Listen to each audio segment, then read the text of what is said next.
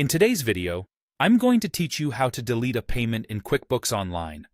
Whether you're tidying up your financial records or correcting an erroneous entry, understanding how to properly manage payments in QuickBooks is crucial for keeping your bookkeeping clean and accurate. Now, let's get started.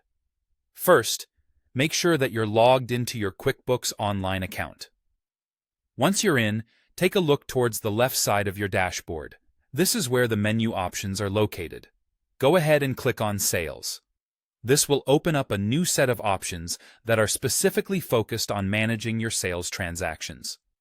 Next, within the Sales section, you'll want to click on Customers. What you'll see now is a list of all your customer profiles, neatly organized for easy access. This section is your go-to place for handling anything related to customer invoicing and payments. From here, locate the particular customer profile linked to the payment that you need to delete. If you have a long list of customers, don't worry. You can scroll through manually, or to speed things up, use the search bar at the top to quickly find the customer you're looking for. Once you've identified the correct customer, click on their profile. This will take you to their specific customer page where all transaction details are logged.